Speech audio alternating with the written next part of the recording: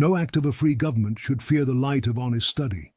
Yet across the Atlantic, men and women who spend their lives exposing falsehood were told they may no longer set foot on American soil. Their names appeared on a U.S. visa list, not for crime or fraud, but because they worked to unmask digital deception under Europe's new Digital Services Act. Picture the quiet faces in the passport line at Washington Dulles Airport, research papers in hand, learning their entry was denied.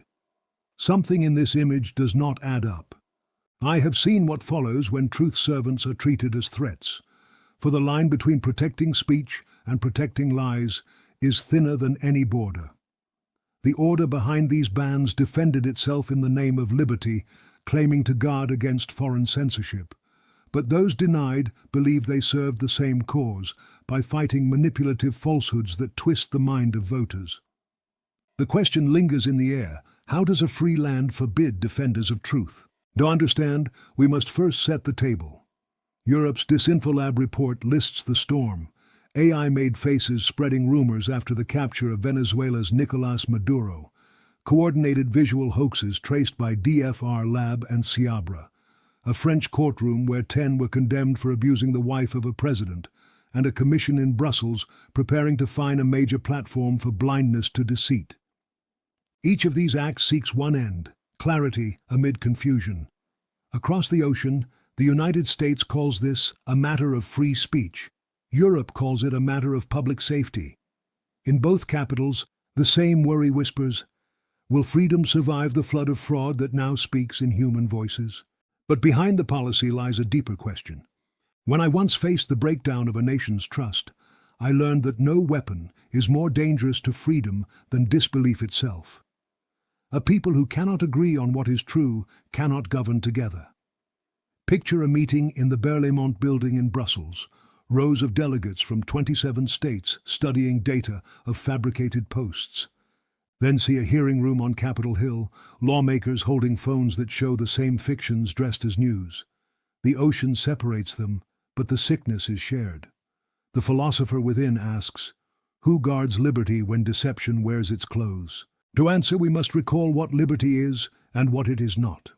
Liberty is not a din of untruth where every lie claims equality with fact, nor is it the silence enforced by power, however righteous its aim. It is the open space where truth and falsehood contend under law, with the people themselves as judges. The commander within us insists that governments must protect this space. Yet a ruler who believes he alone can separate truth from error is already halfway to tyranny. Think of it. Every measure to cleanse the public square of deceit tempts us to cleanse it also of dissent. That is the double-edged sword every democracy must hold by the blade. And yet the hazard of inaction may be greater still. Consider the Reuters reporters who found billions in ads on Meta traced to fraud in China, the easy fortune of deception sold one click at a time. Picture the rows of screens at TikTok's Dublin office, where regulators now demand clarity about who paid for which message. Fraud, not freedom, drives much of the noise that drowns truth online.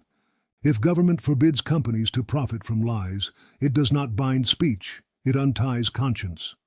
Law may never make men pure, but it can make the highway of communication safe to travel. Have we met this peril before? Yes. Long ago, pamphleteers spread falsehood about patriot and crown alike. Even truth's own cause used exaggeration as weapon. The founders faced the same temptation we face now, to restrain speech by law or by shame. Their answer was not silence, but sunlight. In my own day, generals wielded rumor as arsenal, accusing honest soldiers, dividing neighbors. We learned that liberty survives not through perfect honesty, but through open correction under law. Picture the ruins of the civil press during the war, ink on hands, headlines arguing with one another, a nation shouting yet learning. Out of that turmoil grew a stronger faith in the people's ability to hear, judge, and decide. The story of freedom is the story of imperfect truth continually refined by discussion. Remove discussion, and even truth will die. But there is something else history teaches. When deception grows faster than debate, law must help it slow down. That is not censorship. It is maintenance of the road upon which liberty travels. Now imagine the courtroom in Paris where 10 offenders stood to hear their sentence for harassing an innocent first lady through lies.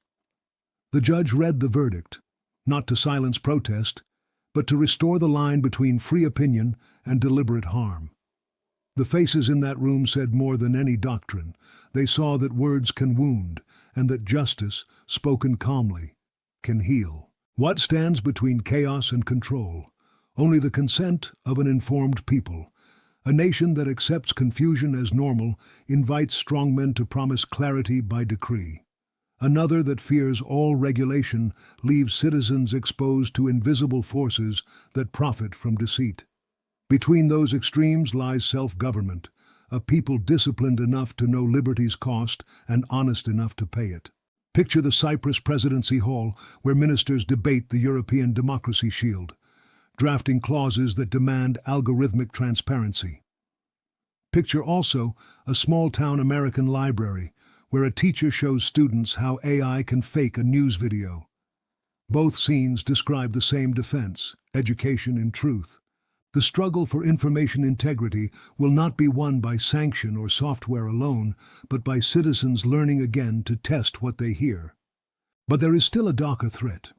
When lies become easy and truth demanding, many grow weary of caring which is which. That fatigue is the tyrant's best friend. It is the civic drowsiness that lets republics die in comfort. I have found that men rarely lose freedom by sudden overthrow. They let it fade while believing they still have it.